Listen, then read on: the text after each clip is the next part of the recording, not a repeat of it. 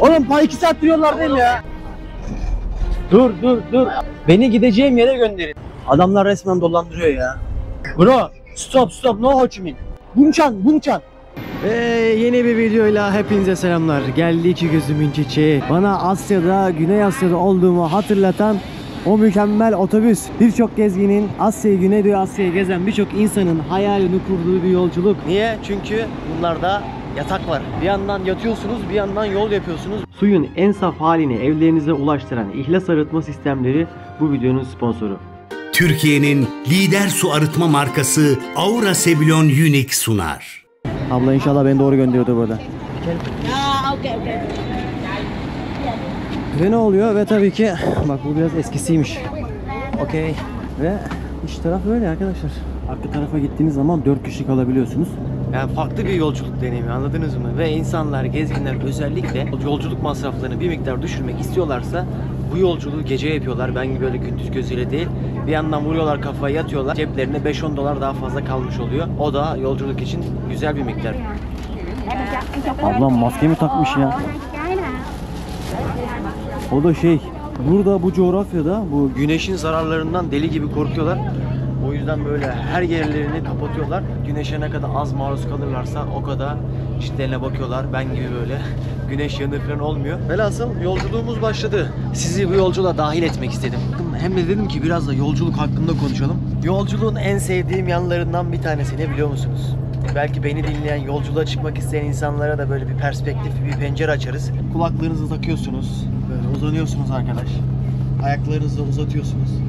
Müzik dinleyerek ve böyle dışarıyı izleyerek gidiyorsunuz ya. Yani bunu kelimelerle tarif edemem. Çünkü müthiş bir özgürlük hissi geliyor o zaman böyle. Hayalleri dalıyorsun. Yani bizi o içerisine çeken umutsuzluktan sıyrılıyorsun, gündemden uzaklaşıyorsun. Diyorsun ki ya tamam diyorsun ya sanki dünyayı biz kurtaracağız. Bütün dertlerden biraz sıyrılıp kendinle kalıyorsun. Hayalleri dalıyorsun. Kendinle kalmayı öğreniyorsun. Böyle yolculuğun böyle pik noktaları vardır ya. Benim için bu da öyle. Yani Güney Amerika'da, Bolivya'da gittiğim zamanlar aynı bu şekilde böyle kulaklığımla müzik dinleyip etrafı seyretmek. Bu his benim için parayla satın alınamayacak bir şey. Müthiş bir özgürlük hissi. Yine öyle bir yolculuğa çıkıyorum ve biraz da sizin mesajlarınızı okudum. Mesajlarda şunu çok duyuyorum ya, Melih bize yolculuğun psikolojisinden bahset biraz. Yol nasıl gidiyor? Biz bunu bilmek istiyoruz. Genelde hep sorular maddi olarak gelir ya. Hani mesela beni yolda gören bir insan diyor. Paradan dolayıdır diyor. Arkadaş para sadece beni yola çıkartır. Beni yolda tutan şey gerçekten motivasyonum, psikolojim, inancım, bu yolu seviyor olabilmem. Dedim ya yani yolun psikolojisi kişiden kişiye göre değişebilir. Arkadaş ben daha önce seyahat etmediğim zaman gezginlerin içerisinde, iç dünyasında bulunmuyordum. O yüzden onların videolarını izliyordum, onların hayatlarına bakıyordum. Yani etrafımda böyle influencer veyahut da hem gezip hem de bunu sosyal medyaya aktaran insanlar yoktu. Bulunduğum, yetiştiğim mahallede de yoktu hani böyle onların hayatına bakayım falan diye. Ta ki kalkıp onların içerisine girip onlar gibi seyahat ettiğim zaman işin iç boyutunu, iç kısmını gördüm.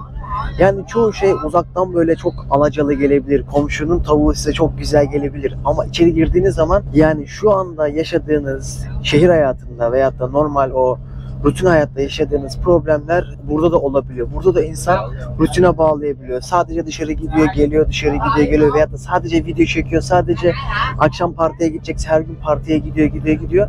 Ama yani ben şunu hissettim, gerçekten hayat halaydan ibaret değil ve bir şeyleri ciddiye almadığımız zaman da başka şeyleri ıskalıyoruz. Aynı anda iki şeyi yapamıyoruz. Seyahat ediyorsun, çok güzel duygular barındırıyorsun, kendini gerçekleştiriyorsun, kafan açılıyor, perspektifin değişiyor ama bir yandan da arkadaşlarınla, eşinle, dostunla olan geçirebileceğin vakitlerden feragat ediyorsun. Eskiden bu kadar düşünmüyordum ama şu anda anladım. Şöyle bir şeydi yani. Ben oradan geldim, buraya geçtim ve artık mükemmel bir hayat yok. Burada da aynı problemler, burada da aynı kaygılar. Şu anda bu otobüse gelmeden önce yine ben plansız gidiyorum. Böyle çok planım yok. Arkadaş dedi ki 3-4 saat beklemen lazım filan. Acaba dedim otostop çeksem arkadaşa sordum, dedi ki ya dedi burada hiç işlemiyor, sakın otostop deneme falan. Ya dedim Allah Allah ne yapsam. Neyse o zaman dedim terminale gittim, sordum. 1,5 saat beklemem gerekiyordu. O sırada da video editledim falan. Orada da hiç boş geçirmedim. Ama ilk aşamada hemen böyle bir kaygı geldi ya, of diyorsun ya, yani plansız gitmemin dezavantajını falan yaşadığımı düşündüm ama neyse ki korktuğum gibi, kaygılandığım gibi olmadı. Bu şehir hayatında veyahut da benim polisken daha farklı bir şekilde sirayet ediyordu. İnsan nereye giderse gitsin kafasındakilerden, kendinden uzaklaşamıyor, kaçamıyor. O da yolculuk yapmaya başladıktan sonra öğrendiğim şeylerden. Bazen gezginlerle de konuşuyoruz. Hepsinin bir konuda hemfikir oluyoruz. Durmaya ihtiyacımız var arkadaşlar. Gerçekten kafası kopuk horoz gibi sağdan sola koşmak insana hiç iyi gelmiyor. Hız çağında da durabilmek gerçekten müthiş bir direnç göstermek. Devrim niteliğinde bir hareket yani durabilmek.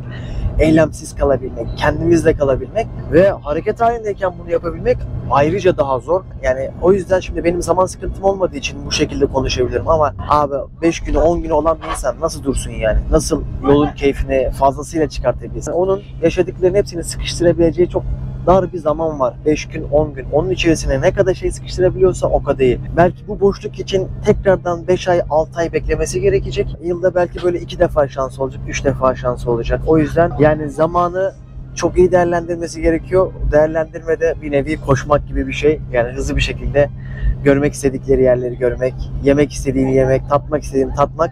Tabii ki de o zaman da over dediğimiz şey oluyor. Böyle aşma, fazla aşırıya gitme oluyor. Aşırıya gittiği zaman da insan yediği, gördüğü, içtiği şeyi sindiremiyor. Sindiremeyince de hazımsızlık problemi çekiyor. Konunun tabii ki yeme içmeyle alakası da yok. Video Asya otobüs yolculuğundan başladı. Yolun psikolojisine doğru evrildi. Ve benim yolun psikolojisiyle alakalı bahsetmek istediğim bir başka konuya geldi. Malumunuz ben gasp ettikten sonra bütün her şeyimi kaybettim. Aynı böyle bir çantam vardı. Çantanın içerisi aynı bu şekilde fulldü. İçerisinde hard diskim var, MacBook'um var, işte şarj aletlerim, powerbankler falan derken böyle bir çanta. Pasaportum yine aynı şekilde, mikrofonum, teknolojik aletlerim. Tabii ki eskiden olsa drone'um falan vardı, teknolojik aletim vardı. Şimdi ona göre biraz daha hafif ama bütün değerli eşyalarım bu çantanın içerisinde. O yüzden mümkün olduğu kadar bu çantayı elimin altında tutuyorum. Çünkü şu anda her şeyim bu. Eğer bu giderse yolculuğum sekteye uğrayacak. O yüzden bunu kaybetmemem gerekiyor. Ama bir yandan da insan bir şeyi sıkı sıkıya tutunduğu zaman, bağlandığı zaman avucuna o kadar çok sıkıyor ki böyle. Yoruluyor artık. Zihni serbest kalmıyor ve zihni serbest kalmadığı için de yoldan tat alamıyor, keyif alamıyor. Tam da işte burada işte zihnini kontrol etmesi gerekiyor. Çünkü eğer çok kaygılı olursam, eğer tamamen koruyucu bir şekilde hareket edersem bu sefer yoldan keyif alamıyorum. Sadece çantaya odaklanıyorum. Eğer tam tersini de yaparsam Malezya'da olduğu gibi Tonga'ya düşüyorum, bütün her şeyimi kaybediyorum. Bunu Güney Amerika'da seyahat ederken işte Brezilya, Kolombiya buralar dünyanın gerçekten en tehlikeli bölgelerinden bir tanesi. Çünkü fakirlik olduğu için, kanun nizam olmadığı için, rüşvet olduğu için ve insanlar eğitimsiz olduğu için başkasının hakkını gasp ediyorlar. Mesela bir tane Fransız gezgin biliyordum. Birisi geliyor telefonunu almaya çalışıyor. Tutmaya çalışırken Arjantin'de merkezi bir yerde bir parkta kalbine çok küçük bir şekilde darbe vuruyorlar. Bir kişi daha doğrusu. Ve o Fransız gezgin orada hayatını kaybediyor. Bu tarzda birçok hikaye duydum. Yani o yüzden alma verme dengesi mi artık diyeyim. Nerede insanın bırakacağı tamam kardeşim al benim hayatımdan önemli değil demesi gerektiğini bilmesi gerekiyor. Ben bıçakları gördüğüm zaman bu bende geldi. Bıçak olmadığı zaman arabanın içerisinde o beni gasp eden 5 kişiyle boğuşmuştum. Fiziksel olarak sabaha kadar orada boğuşabilirdim. Çünkü herifi böyle tuttu arkamdan falan nefes alabiliyordum. Ama bir tanesine tekme attım, dikiz aynası falan kırıldı. Mücadele edebilirim yani. Kendimi o kadar savunabilecek gücüm var, cesaretim var ama olay bıçağa geldiği zaman orada delikanlılık bitiyor işte. Orada artık aklını kullanman gerekiyor. Orada o bıçak şuraya değil de şuraya gelse olay çok farklı bir yere evrilebiliyor. O yüzden şunu anladım yani güç orada aklını kullanabilmek, nerede pes edebileceğini, nerede bırakacağını bilmek ve o korkuyu öyle bir aşamaya da kullanmak ki bizi hayatta tutabilecek kadar korkmalıyız. Yani bir aslanı gördüğümüz zaman eğer ben senden korkmuyorum dediğin zaman aslanın bu umurunda olmaz. Orada korkman gerekiyor çünkü hayatta kalabilmek için korkunun seni harekete geçirmesi gerekiyor. O korku sana lazım oluyor. Kork, hareket et ve hayatta kal. Bu bir kısmı. Öteki aşamada eğer çok korkarsak o zaman da yaşayabileceğimiz şeylerden mahrum kalıyoruz. Bizi bu sefer de o korkular, kaygılar bizi anda tutamıyor. Başımızın etini yiyor ve bu sefer de keyif alamıyoruz. Ya tam bunun ortasında bir yer bulabilmek bence en iyi nokta. Yani orayı siz daha iyi biliyorsunuz. Kendinize göre ben daha iyi biliyorum kendime göre. Kimi insan başına bir şey gelecek diye hiçbir yere seyahat etmiyor. Kimi insan da ben deneyimleyeceğim deyip her taşın altına giriyor. Her karanlık sokağa giriyor. Ben ikinciye daha yakınım ama çok tavsiye etmem. Onda bir dengesi olması gerekiyor. Bu da yolun psikolojilerinden, yolun gerçekten dikkat edilmesi gereken bölümlerinden içime dökülen o kelimeleri sizlerle paylaşmak istiyorum. Çünkü değerlisiniz. Bunlar kendimde kalmasın. Paylaşayım ki kimisi yola çıkmadan önce mental olarak hazırlık yapabilir. Yani gerçekten hatta bununla alakalı başlı başına bir video çekebilirim. Yola çıkmadan önce yapmamız gereken mental hazırlık. Bu illa dünya turuna çıkmamız için de gerekmez. Biz kendi etrafımızda yakın bölgede yaptığımız yolculuklar için de geçerlidir. Bana soru sorarsanız eğer ben de dersime çalışırım. O konuya biraz daha yoğunlaşırım ve kelimeleri toparlayıp size aktarmaya çalışırım ve burada bu şekilde iletişimimiz devam eder. Bu tarz videolardan çok güzel geri dönüşler aldım. Bana dediler ki devamını getirmeli, hayatından bir şeyler paylaş, iç dünyandan bir şey paylaş, yoldan bir şey paylaş. Kendini ifade et, rahat ol ve çok şükür ben artık rahat bir şekilde sohbet edercesine konuşuyorum. Dostlarım, bir mola istasyonundayız. Bu manzarayı size göstermek istiyorum. Ya belki de dünyada gördüğünüz en büyük tatlı su balığını şimdi göreceksiniz. Arapayma. Arapayma balığı dünyanın en büyük tatlı su balıklarından. Şuna bakar mısınız? Arapayma balıkları eti tüketiliyor. Yalnız yüzgeçleri yani yüzeyi, derisi çok kalın. Pulları o kadar kalın ki pirana diş geçiremiyor bu hayvana. O kadar kalın ve pulları var. Genelde Amazon'da görülen bir balık Arapayma balıkları. Ama Vietnam, Çin gibi ülkelerde de yetiştiriliyor. Egzotik hayvanlardan bir tanesi. Ben hayatımda ilk defa gördüm ve bu Arapayma balığını unutmayacağım. Bakın hem su altında solungaçlarıyla nefes alıyorlar hem de ara ara suyun üzerine çıkıyorlar ve nefes alıyorlar. O yüzden arada bir suyun üzerine çıkarken onları gözlemliyorum. Dili o kadar böyle pürüzlü ki, o kadar kuvvetli bir dili var ki o dille beraber hayvanların pullarını falan temizliyorlarmış. Amazon'da yerliler bu şekilde de kullanıyormuş. Gerçekten çok ilginç.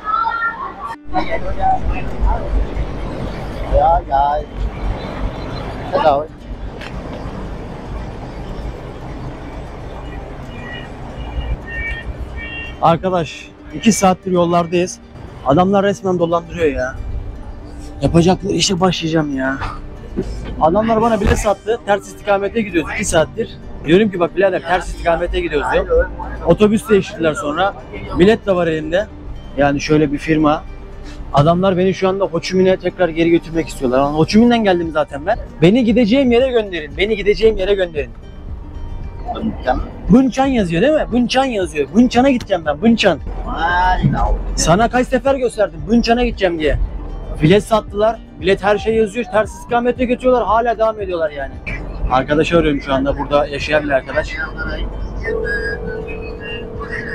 Ya var ya abi iyice yolculuk zulme döndü ya var ya. Bro stop no Ho Chi Minh. I'm not going to Ho Chi Minh. Ben Ho Chi Minh'e gitmeyeceğim. Beni Ho Chi Minh'e gitmeden geri gönder. Benim gideceğim yere gönder. No Ho Chi Minh. Ho Chi Minh yok. Tôi đón xe đưa anh ngược lại. Hani nerede otobüs? Hala yanlış istikamette geri gidiyoruz. Sana kaç sefer adresi gösterdim? Kaç sefer gösterdim sana? Dur.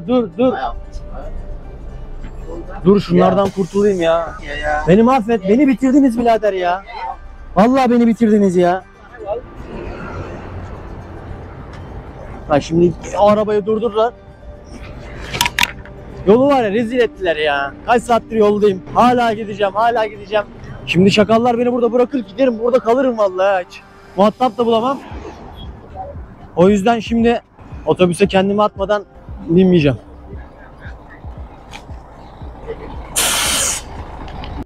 Thẳng rồi chiếc xe. Birader, Bunçan. Ở đây đấy. Bunçan right?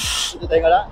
Oğlum 2 saattir yollardayım ya. 2 saattir yollardayım ya. Allah belanızı vermesin ya. Beni mahvettiniz ya. Bro, it's going through right?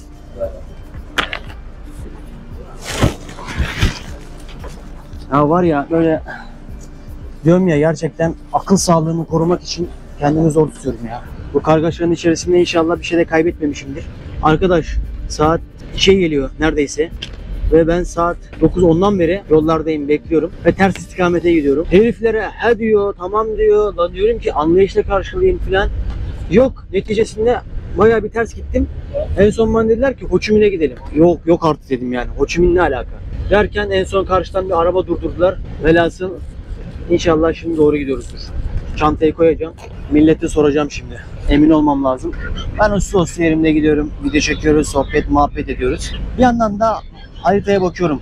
Doğru gidiyorlar mı diye. Çünkü satarken kadına dedim ki ya bak doğru mu yazdın? Satarken Google Maps'ten açtım. Gözünün içine soktum böyle. Dedim ki bak buraya gideceğiz. Tabii. Yazdı bana, getirdi buraya. Bunchen. Bu Provence'ın adıymış yani genel ismi. Şimdi genel olarak bu ismi vermişler. Ben de dedim ki bak ben yanlış yere gidiyorum. Haritadan açıyorum sürücüye gösteriyorum. Aynı şekilde tamam doğru gidiyoruz. Sonra anladılar bunlar yanlış yaptıklarını. Sonra dediler ki az sonra yer değiştireceğiz. Başka bir yere gideceğiz. Oradan sonra gidiyoruz hala kasmıyorlar. Abi neyse artık dedim sesi çıkartma vakti geldi herhalde. Yani dedim ya alma verme dengesi, susma konuşma dengesi.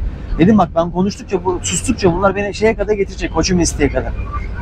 Abi neyse her şeyi çift dikiş yapıyorum ki bilerek gösterdim yani gideceğim yerin adını bizzat gösterdim ki yanlış yapmasınlar diye. Biraz daha sakinleştim. Gerçekten bugün yolun psikolojisi falan bahsettik ama hayata geçirebilmek kolay değil. Çünkü Google Translate'i kullanıyorum. Tamam dil problemi var. Ama dil probleminin yanında abi beden dili diye bir gerçek var ya. İnsanlarla beden diliyle konuşabiliyorsun, anlatabiliyorsun. Ben bugün bunu başaramadım. İnsanlar yanlış anlayabilir, insanlar yanlış yere bilet kesmeye çalışabilir. Ama o ilk bileti kesen hanımefendiyi buradan yad ediyorum. Çünkü o kadar böyle şey göstermeme rağmen dedim ki bak burası mı? Yes dedi, bana bileti kesti. Ondan sonra beni yollarda perperişan etti. Allah'tan uyuyakalmadım. Eğer uyuyakalsaydım gözümü açtığım zaman 200-300 kilometre ötede muhtemelen olacaktım. Neyse kaptana da şu sürücüyle de konuştum. O da yüzümüze bakmıyor. O da sanki düşman mı gibi bir muamele yapıyor filan. Velhasıl şu anda yaklaşacağım gideceğim yere ya. Öyle de bir yere gidiyorum ki arkadaş orada çok değişik bir hikaye var. Yani onu çekmek istiyorum. Oradaki o atmosferi yaşamak istiyorum ve çekmek istiyorum. Velhasıl biraz zaman aldı yani çok yoruldum gerçekten. Şu anda bu otobüs de oraya gitmeyecek. Ama oraya gitmese de oraya yakın bir yere gidecek. Oradan sonra nasıl gideceğim hakkında hiçbir fikrim yok. Sakin olmam lazım onu biliyorum. Ve 3. otobüsümü değiştiriyorum. Evet Melih, motivasyonumuzu kaybetmiyoruz. İnsanlara takılıp kalmıyoruz. İnsanlar farklı davranabilir, seni dolandırmaya çalışabilir, başarabilir, yanlış anlamış olabilir. Hepsini sindirerek yola çıkıyorsun. Kabul ederek yola çıkıyorsun. Kabullenip seni hafifletecektir. Hakkını aramaman değil, hakkını tabii ki arayacaksın. Ama sakinlikle ara, kavgaya girişme, milletle dövüşme. Yolda böyle olduğu zaman ekstradan da çok para harcıyorsunuz bak. 100'e gideceğim, 200'e gideceğim şeye 5 katı para verdim toplamda. Adamlara diyorum ki biletim var diyorum. Hak hukuk yok ki abi yani. Hak hukuk olsa dersin ki kardeşim polisi çağıracağım şöyle böyle adam. Polisin geleceği zaman şeylerin düzelebileceğini bilse çekinir ama öyle bir durum da yok tabii. Her şey o ilk baştaki kadının başının altından çıktı ya. Keşke onda kayda girseydim ama o yolum oraya düşerse gideceğim. Yani gideceğim oraya. Abi takılıp kalmak istemiyorum ya. Çok güzel yerlerden geçiyorum. Burada birçok kanal var. Bu kanalın etrafında çok farklı hayatlar var. O yüzden buraya yoğunlaşırsam bu saçma sapan yolculuk muhabbetinin içerisinden çıkabilirim. Yolculuk derken bir videoyu çekiyorum ya arkadaşlar. Oraya gidene kadarki olan serüvenim aslında ayrı bir yolculuk. Gerçekten öyle yani. Evet, Mekong Nehri burayla alakalı saatlerce konuşulabilir. Belgesel tadında bir şeyler çıkartılabilir. Biliyorum. Ama yol tam olarak şu anda yaşadığım yolda tam olarak beni o törpüleyen, öfkemi kontrol etmemi sağlayan olayların ardı sıra gelmesi ve benim verdiğim tepkiler. Yolculuk bu tam olarak. Yani yolculuk yoksa bir listeyi tamamlamak değil. Ya normalde iletişim becerime güvenirim. Bir yerde yanlış yaptım yani hani herkese söylememe göstermeme rağmen ama bence şöyle bir şey oldu. Bu olayın yorumlamamın şekli şu arkadaş. Hem gideceğim yeri söyledim hem gideceğim yeri gösterdim. Eyaletin ismi geçtiği için beni eyaletin işte merkezine, Ho Chi Minh tarafına göndermeye çalıştılar. Oraya bilet kesmiş kadın.